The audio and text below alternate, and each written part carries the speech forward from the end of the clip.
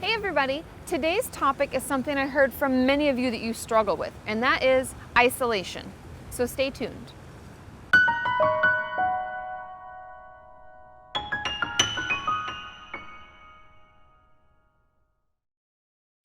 So like I said, today I want to talk about isolation.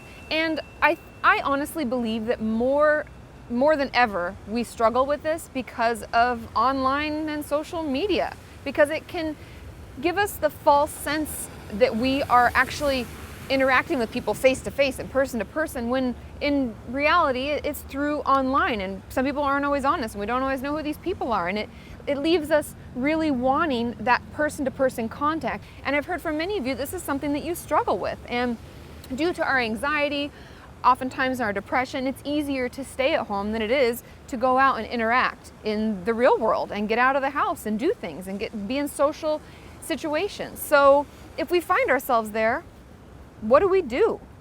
And to be truthful, the number one thing that we find to be the most beneficial is CBT therapy. Now I know many of you are thinking, but Katie, I can't even get out of the house. I don't want to see a therapist. That's really awkward.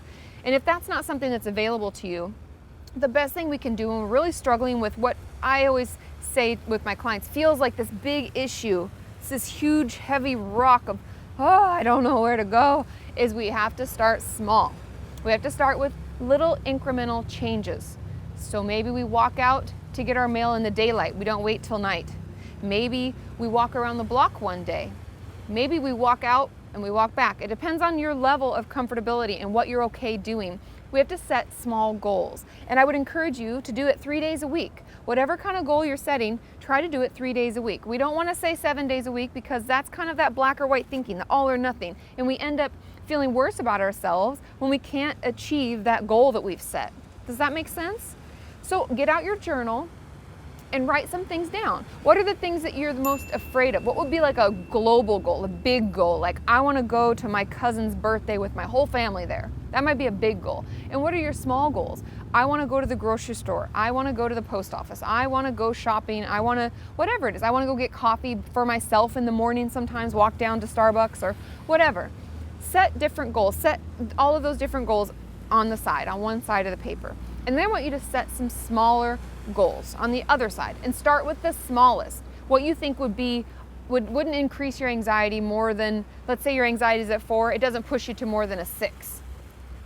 And be aware, we have to start checking in, right? As part of this, we're gonna have to check in with our own anxiety, because I don't want you pushing yourself to a 10 where you may have a panic attack or you just feel overwhelmed.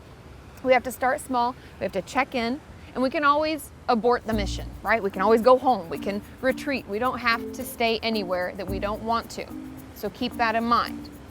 So let's start setting some goals, and leave your comments below. I want you to let me know what you've done to help yourself branch out. Is it going for coffee with one of your oldest friends? Is it going out to get the mail?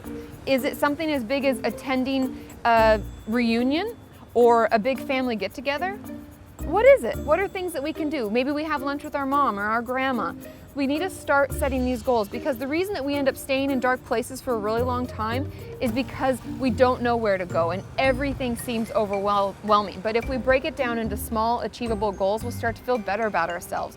Every time we check a box that we've done something, we feel more accomplished and we can keep going. So keep working with me, keep sharing your tips and tools. And if you want more information and more videos on this, let me know, right? And we'll keep working together, sharing our stories and our experiences as we work as a community towards a healthy mind and a healthy body. I said at the beginning, this usually develops in early adulthood. So we've had that whole time with them, those people like that have been grandfathered in.